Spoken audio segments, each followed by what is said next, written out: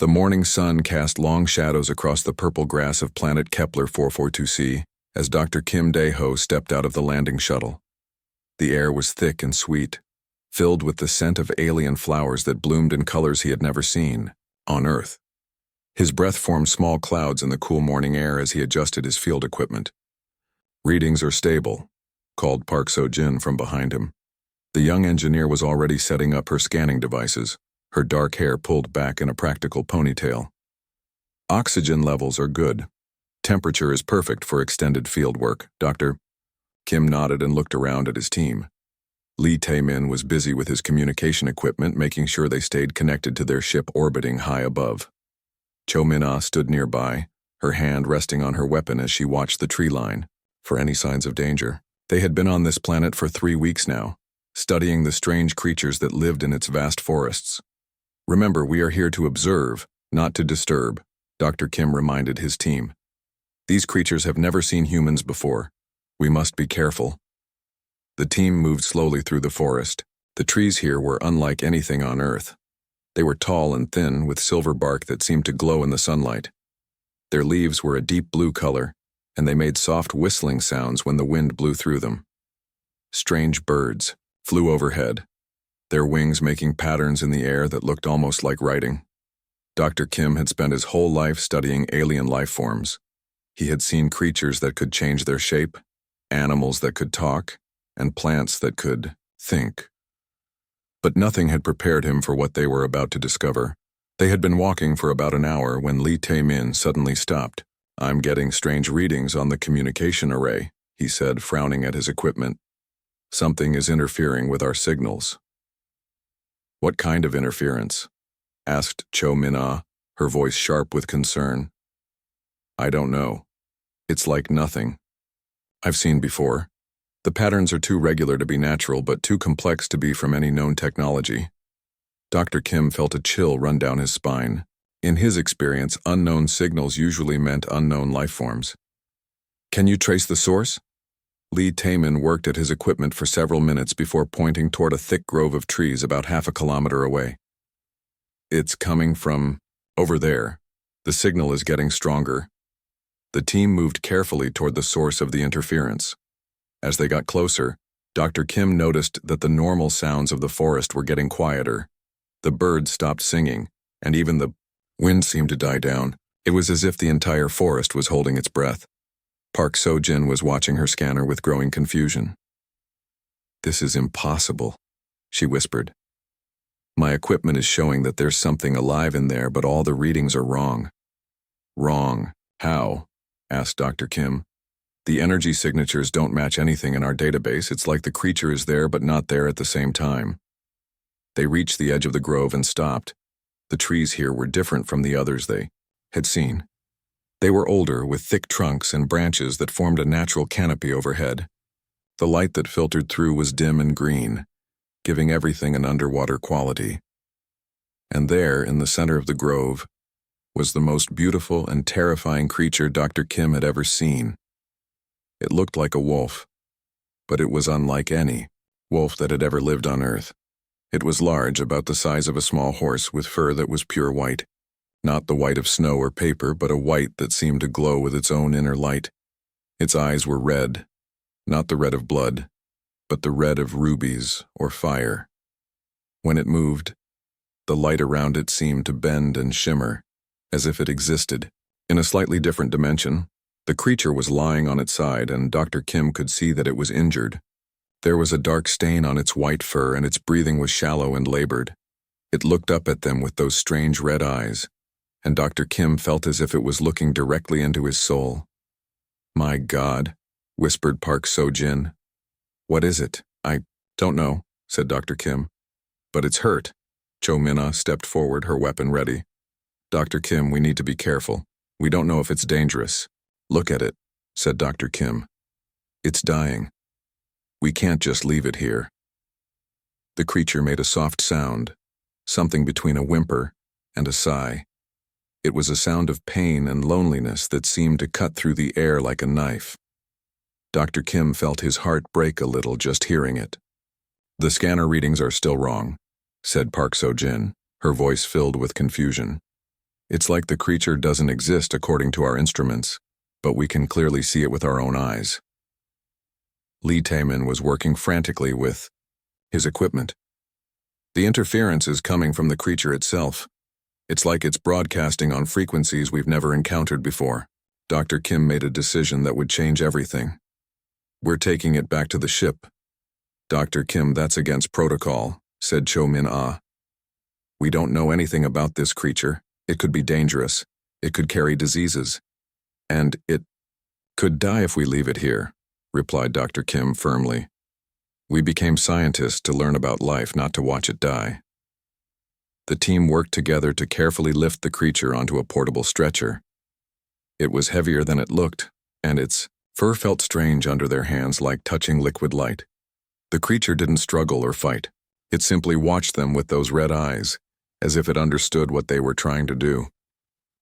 As they carried it back toward their shuttle, Dr. Kim couldn't shake the feeling that they had just crossed a line that could never be uncrossed. They were about to bring aboard their ship a creature that their instruments said didn't exist, a being that seemed to exist outside the normal laws of physics. But as he looked down at the injured creature, Dr. Kim knew he had made the right choice. Whatever this being was, it deserved a chance to live. And perhaps in saving it, they would learn something new about the universe and their place in it. The shuttle lifted off from the planet's surface, carrying them back toward their ship and toward a discovery that would challenge everything they thought they knew about life, consciousness, and the nature of existence itself. The medical bay of the research vessel Harmony's Edge was filled with the soft hum of advanced scanning equipment. Dr. Yoon Hai-ri moved carefully around the examination table where the white wolf-like creature lay. She had been the ship's medical officer for over 10 years, but she had never seen anything like this. The preliminary scans are complete, she said to Dr. Kim Dae-ho, who stood nearby watching the creature with worried eyes. But I have to tell you, the results don't make any sense. Dr. Kim looked up from where he had been gently stroking the creature's white fur. What do you mean? Dr. Yoon pulled up the scan results on the large screen above the examination table. The images showed the creature's body in detail, but there were strange gaps in the data. Look at this, she said, pointing to different areas on the screen. The creature has a brain, a heart, lungs, all the organs you would expect. But there's something missing. Missing how? There's no bioelectric field, no neural activity that suggests consciousness, no quantum signatures that we associate with what we call a soul or life essence. Dr. Yoon's voice was filled with confusion. According to our instruments, this creature is essentially an empty shell. Park So-jin, who had been quietly working at a nearby computer, looked up. That matches what I found with the engineering scans. The creature's body functions like a machine. Heart beats. Lungs breathe, but there's no spark of actual life. Dr. Kim felt a chill run through him. He looked down at the creature, which they had decided to call Bayek because of its white coloring. Its red eyes were open, and it seemed to be watching him. But it's clearly alive. It responds to touch. It looks at us. That's what makes this so strange, said Dr. Yoon. Everything we can see with our own eyes tells us this is a living, breathing creature, but every scientific instrument we have says otherwise. Lee Taemin entered the medical bay, his communication equipment in his hands. I've been in contact with Earth Command. The scientists there are very interested in our discovery. They want us to run more tests. What kind of tests? Asked Dr. Kim. Everything. DNA analysis, consciousness mapping, emotional response studies. They want to know if we've discovered the first example of a truly soulless creature. Dr. Kim didn't like the sound of that. He had spent the last day watching Bayek, and while the creature didn't respond to stimuli the way other animals did, there was something about it that felt alive and aware. Have you tried music? The others looked at him strangely. Music? Asked Dr. Yoon. On Earth, music affects the brainwaves of most living creatures. If Bayek truly has no consciousness, music shouldn't affect it at all. Park So-jin nodded thoughtfully. That's actually a good idea. We could monitor its responses while playing different types of sounds. They set up the experiment carefully. Dr. Yoon attached monitoring equipment to Beck while Park So-jin prepared a selection of sounds. They started with simple tones, then moved to nature sounds from Earth, and finally to human music. For the first hour, Beck showed no response at all. The monitoring equipment registered no changes in heart rate, breathing, or brain activity. It was as if the creature couldn't hear the sounds at all. But then Park So-jin played a piece of classical music from Earth, a soft piano melody that Dr. Kim recognized as one of his favorites. Beck's ears, which had been lying flat against its head, suddenly perked up. Its red eyes seemed to brighten slightly. "Did you see that?" asked Dr. Kim excitedly. Dr. Yoon was staring at her monitors. The instruments didn't register any change. According to this equipment, nothing happened. But they had all seen it with their own eyes. Beck had definitely responded to the music. Over the following days, they ran more tests. Each time, their instruments told them that Beck was essentially a biological machine with no consciousness, no emotions, and no soul. But their own observations told a different story. Beck seemed to recognize different members of the crew. When Dr. Kim entered the medical bay, the creature's eyes would follow him. When Cho Min-ah came in for her security checks, Beck would turn away, as if it sensed her distrust. And when Park So-jin worked on her equipment nearby, Beck would watch her with what looked like curiosity. The creature also showed preferences. It would eat some foods but not others. It seemed to enjoy being in the medical bay more than other parts of the ship. And during the daily educational broadcasts that were played for the crew's children, Beck would position itself near the speakers and appear to listen. "This is driving me crazy," said Dr. Yoon after a week of testing. "Every scientific measurement we have says this creature is not truly alive. But every day I watch it and I see signs of awareness, of personality, of something that our instruments can't detect." Dr. Kim had been thinking the same thing. Maybe our instruments are looking for the wrong kind of consciousness. "What do you mean?" "We're looking for human-like brain patterns, human-like responses, but this creature isn't human. Maybe it has a completely different type of consciousness that our equipment can't recognize." Lee Tae-min had been listening to their conversation. "The interference patterns I detected on the planet are still there. Beck is constantly broadcasting on frequencies that our equipment can barely detect. Maybe that's how its species communicates, or thinks." Cho Min-ah, who had been skeptical from the beginning, shook her head. "You're all letting your emotions cloud your judgment. The science is clear. This creature has no soul, no consciousness, no awareness. It's just a very sophisticated biological machine." But Dr. Kim wasn't convinced.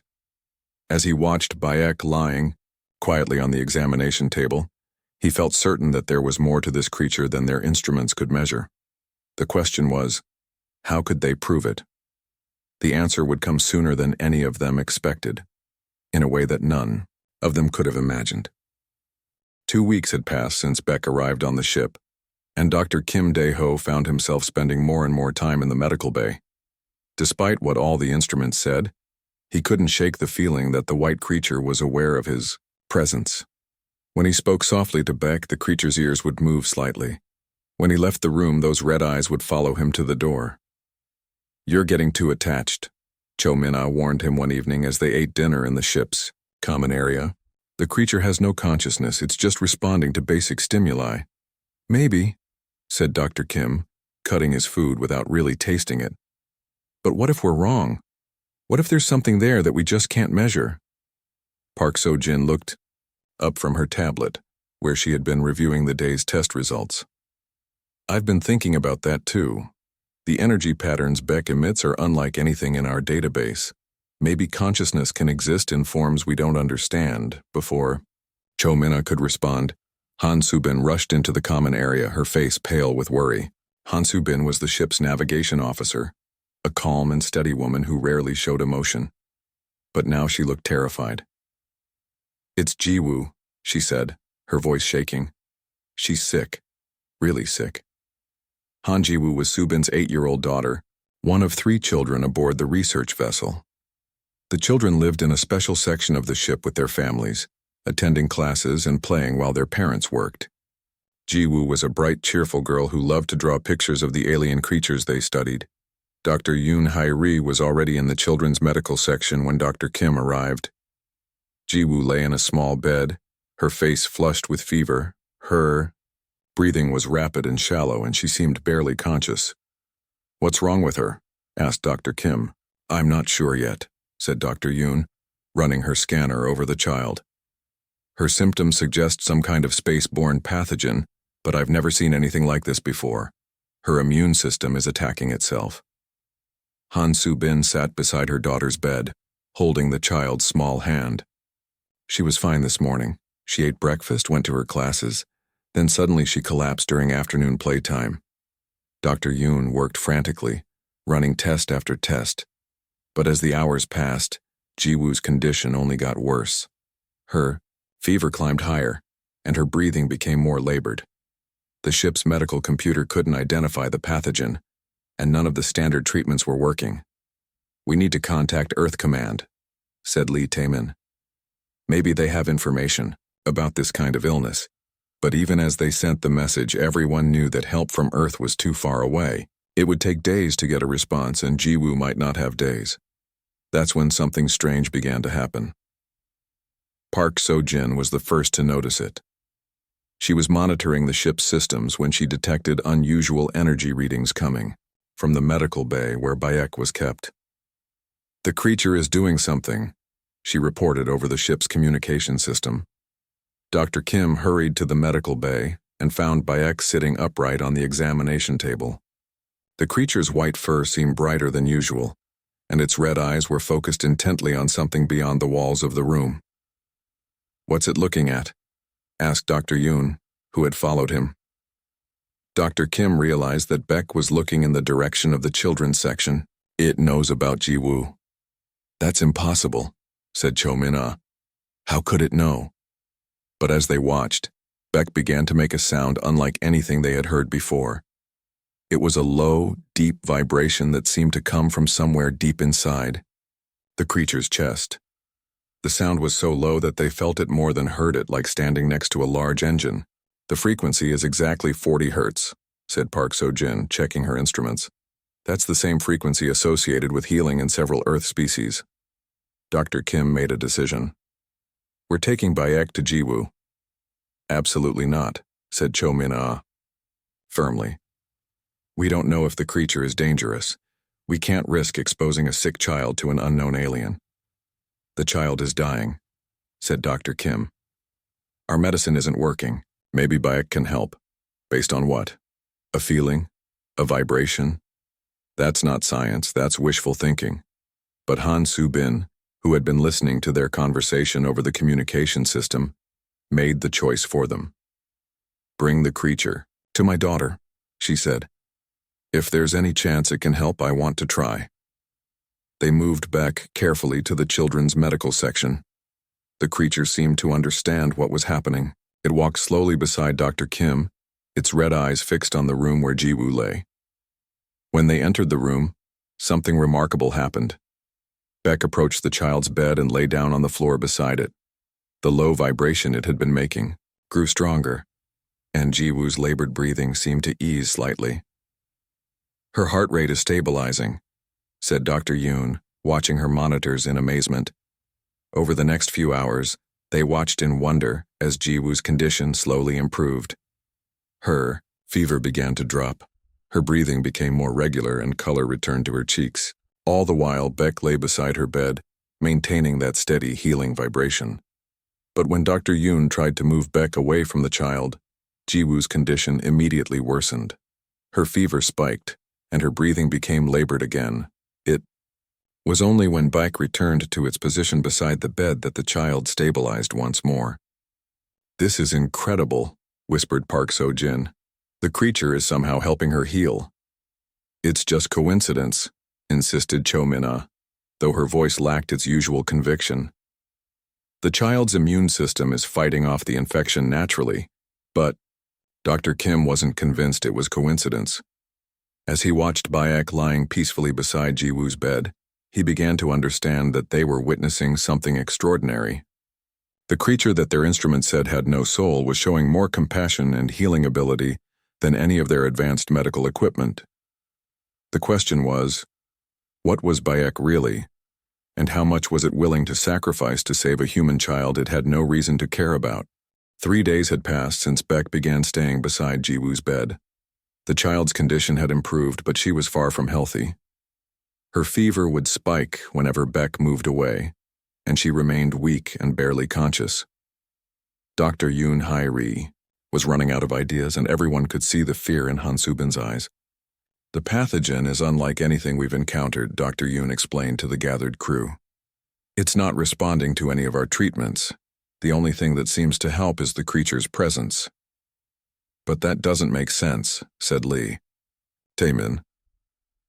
How can an animal with no consciousness help heal a human child? Dr. Kim Dae-ho had been thinking about that question for days.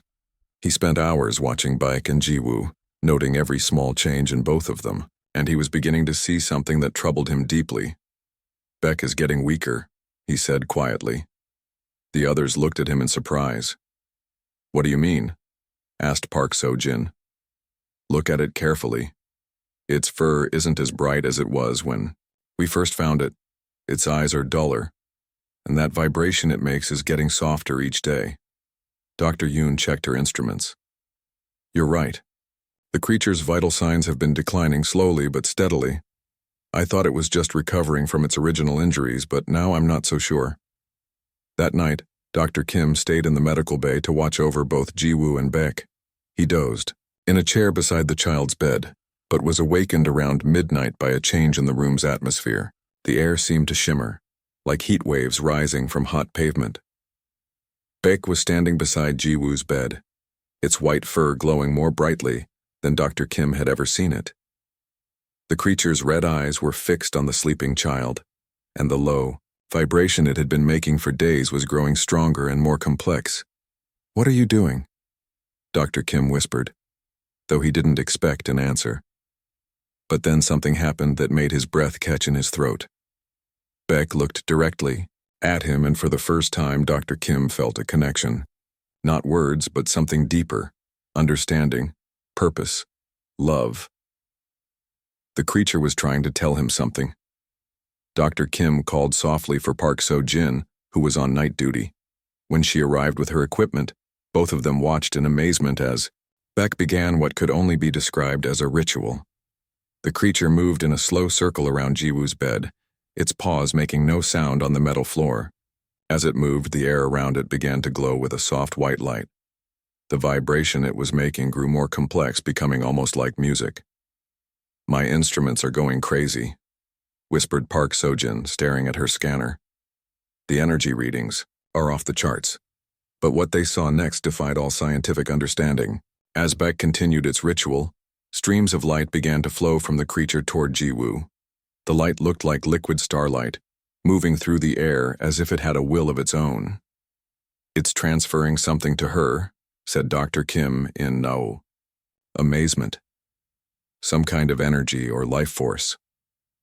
As the light touched Jiwoo, her color began to improve. Her breathing became deeper and more regular. The fever that had tormented her for days finally began to break. But with each stream of light that flowed from Baek to the child, the creature grew dimmer. Its bright white fur was fading to gray. Its red eyes were losing their fire. It was as if Baek was giving something fundamental of itself to save Jiwoo. We have to stop this, said Park So-jin. The creature is killing itself.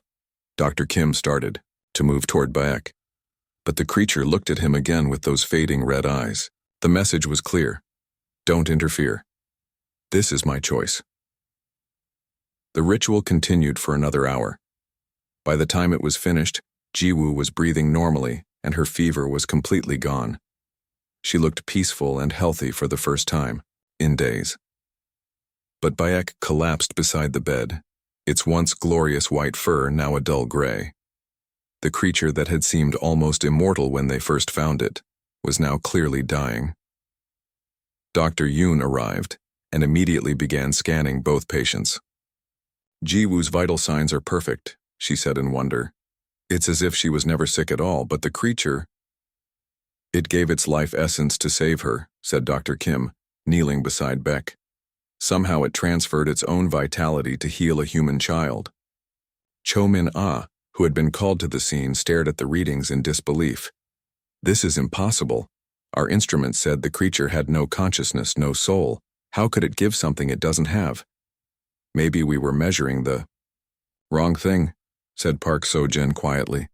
Maybe consciousness and soul mean something completely different to Beck's species. Dr. Kim gently stroked Bayek's gray fur.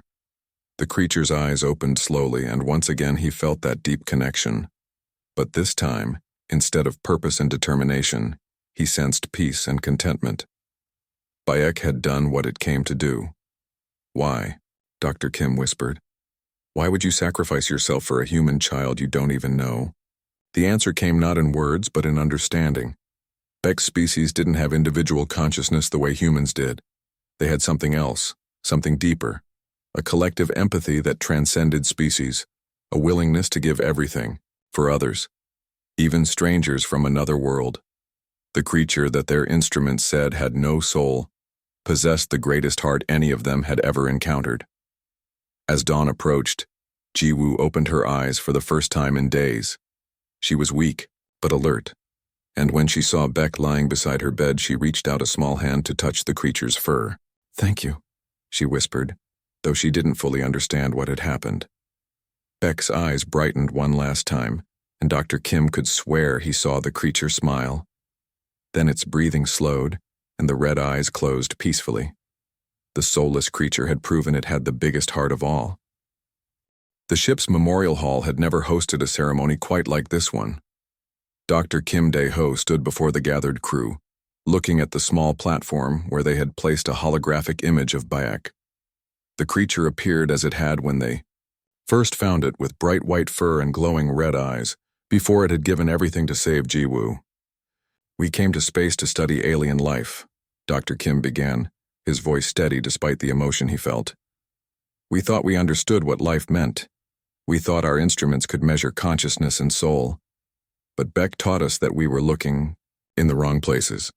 Han Jiwoo sat in the front row, fully recovered from her illness. She was drawing a picture of Beck in her notebook, using white and silver crayons to capture the creature's ethereal beauty. Her mother, Han Soo-bin, watched with tears in her eyes. "Our instruments told us that Beck had no soul," continued Dr. Kim. "No consciousness, no awareness, but they were measuring human traits, looking for human patterns. They couldn't detect the kind of consciousness that Beck possessed." Dr. Yoon Hairi nodded from her seat. In the days since Bayek's death, she had been studying the creature's remains, trying to understand what had happened. "The energy transfer we witnessed was unlike anything in our medical knowledge," she said. "Beck didn't just heal Jiwoo. It gave her something of itself, something that our science can't explain." Park So-jin had been analyzing the data they had collected during Bayek's final ritual. The frequency patterns the creature produced during the healing process were incredibly complex, she reported. They matched brainwave patterns associated with deep empathy and love. But they were far more sophisticated than anything a human brain could produce. "So the creature did have consciousness?" asked Lee Taemin. "Not consciousness as we understand it," said Dr. Kim. "Something deeper, something that transcends individual awareness." He had spent many hours thinking about what Bayek had shown them. The creature's willingness to sacrifice itself for a human child had forced him to reconsider everything he thought he knew about consciousness, compassion, and what it meant to be alive. "I believe Bayek's species doesn't have individual souls, the way we do," he explained to the gathered crew. "Instead, they have a collective empathy, a shared consciousness that allows them to feel the pain and joy of all living things. When Bayek sensed Jiwoo's suffering, it couldn't ignore it. The creature had to help, even if it meant giving its own life." Cho Min-na had been silent throughout the ceremony, but now she spoke up. "I was wrong about the creature. I kept insisting it was just a biological machine because that's what our instruments told us. But I saw what happened in that medical bay. No machine would sacrifice itself for a stranger. The question now," said Dr. Kim, "is what we do with what we've learned." Over the following weeks, they prepared their report for Earth Command. But Dr. Kim knew that no scientific paper could truly capture what they had experienced. "How do you explain in words the moment when a creature with no measurable soul proves it has the biggest heart of all?" The answer came from an unexpected source. Jiwoo, who had been drawing pictures of Bayek every day since her recovery, brought one of her drawings to Dr. Kim. "This is for the people on Earth," she said, holding up a picture that showed Beck surrounded by streams of white light, with Jiwoo and the other crew members standing nearby. "So they know Beck was good." Dr. Kim looked at the child's simple drawing and realized she had captured something that all their scientific instruments had missed: the love in Bayek's eyes, the gentleness in its posture, the way it had connected with each member of the crew in its own quiet way. "You're right," he said to Jiwoo. "This shows who Beck really was."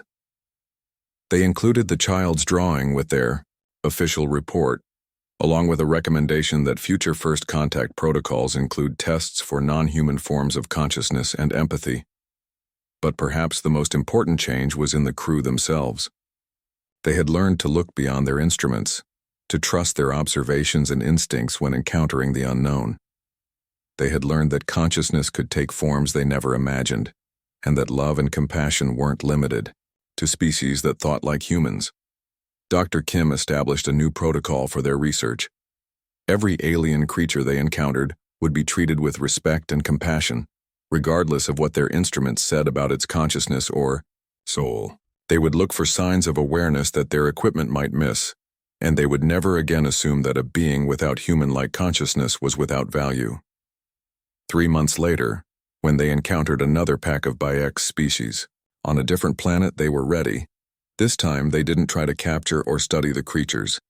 Instead, they observed from a distance using passive sensors that wouldn't interfere with the animal's natural behavior. What they discovered amazed them. The white wolves lived in perfect harmony with their environment and with each other. They showed no aggression, no territorial behavior, no competition for resources.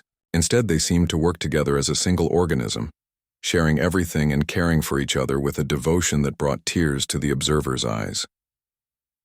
"They're not individuals the way we are," Park So-jin observed as they watched, a group of the creatures tending to an injured member of their pack.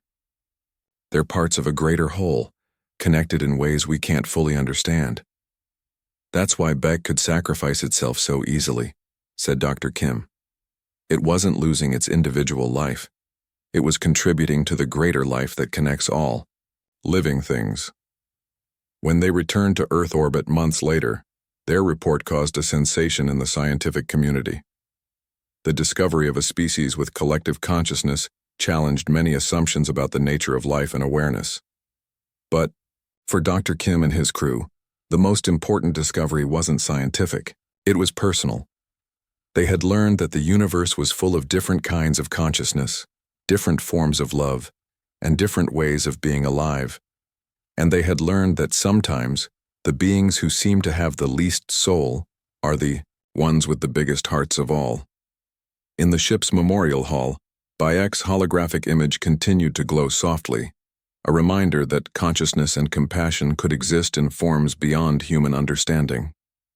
And in the children's section, Jiwoo continued to draw pictures of the white wolf who had saved her life, ensuring that Bayek's memory would live on long after the scientific reports were filed away. The creature with no soul had taught them the true meaning of having a heart, and that lesson would guide them in all their future encounters with the wonders and mysteries of the universe.